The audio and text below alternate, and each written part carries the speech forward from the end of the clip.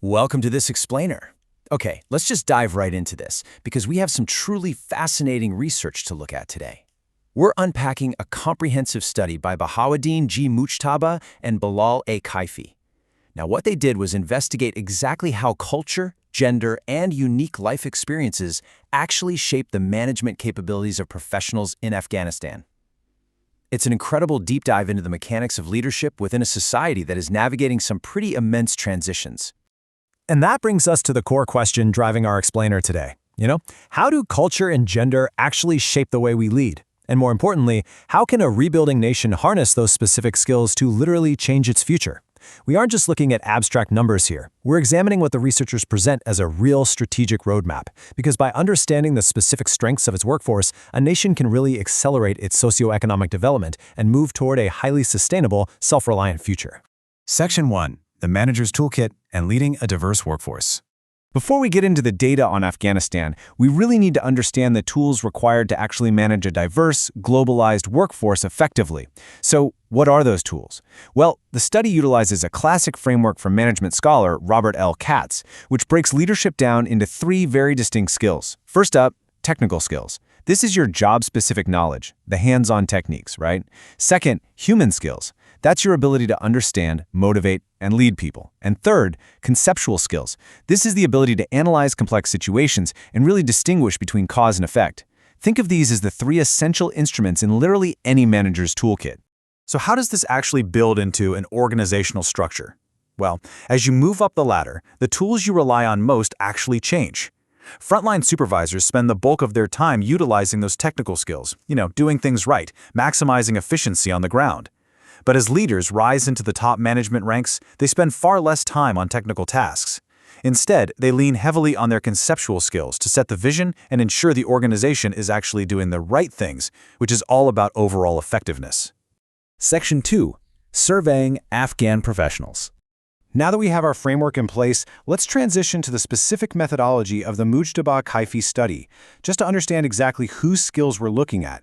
The demographic profile here is pretty fascinating. The researchers surveyed 202 English-speaking Afghans, with the majority falling right into that 26 to 30 age range. These are highly educated individuals, many holding bachelor's and master's degrees, and they work across diverse sectors like retail, government, and education.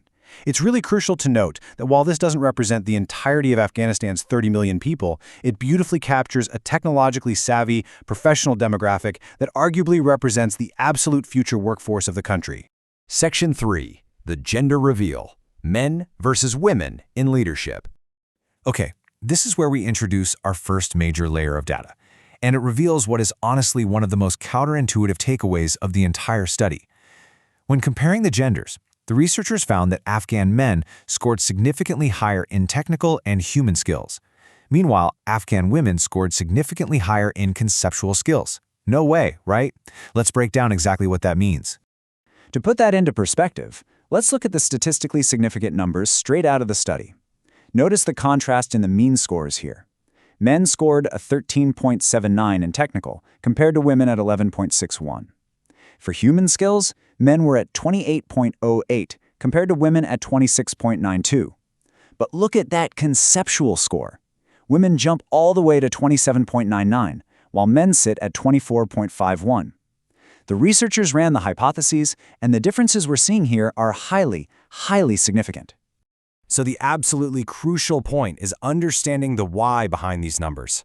The study objectively explains this through some socioeconomic and historical realities. In Afghan culture, particularly over decades of political conflict, men have traditionally had more opportunities to gain education and actually work outside the house at a much younger age. This early, practical exposure directly accounts for their higher technical, hands-on management scores.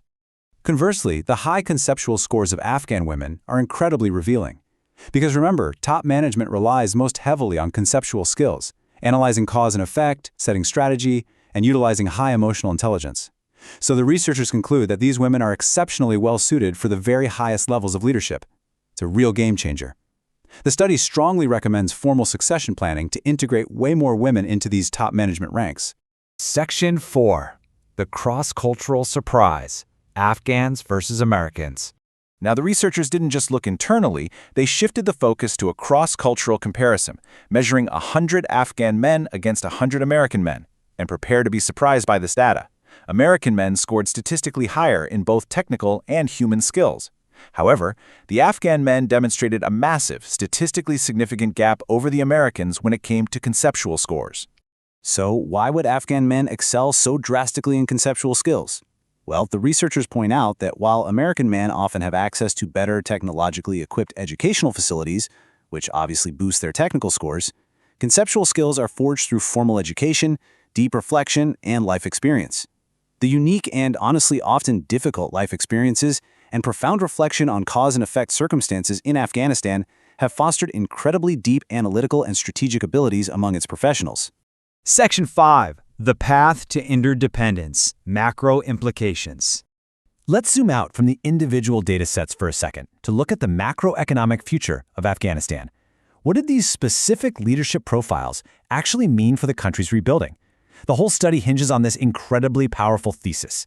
Dependence must be converted to independence, and then to interdependent relationships globally. Right now, a major goal is transitioning the nation away from a decades-long reliance on foreign aid and donor nations, turning that dependency into a sustainable, self-driven economy. The study impartially notes a really fascinating cultural tension here. The desire for absolute independence and patriotism is deeply woven into the Afghan cultural fabric. It's ranked as a top value for sure. However, the researchers warn that in today's open system global economy, an overemphasis on absolute independence can actually lead to isolation or even xenophobic paradigms. Long-term success requires a balance. It's about moving from independence into global interdependence. To bridge the gap, particularly the low technical scores seen across the board, the researchers lay out some specific, proactive recommendations for government officials and educators.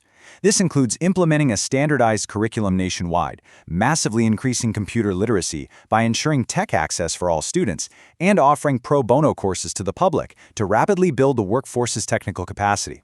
It's like building a new foundation from the ground up. But we absolutely must remember the overarching positive takeaway from this data, the exceptionally highly developed human skills of the Afghan workforce. The study points out that Afghans are incredibly relationship-oriented managers. Their innate abilities to assist, nurture, and strategize while maintaining healthy relationships with colleagues and clients make them just a massive asset for team building and organizational leadership. As we wrap up this explainer, I want to turn the lens back onto you for a second. We've seen how specific environments forge unique technical, human, and conceptual strengths. Looking at your own career and your own experiences, what dominant skills do you bring to your intercultural workplace? Are you the technical executor, the human connector, or the conceptual strategist? It's something to think about.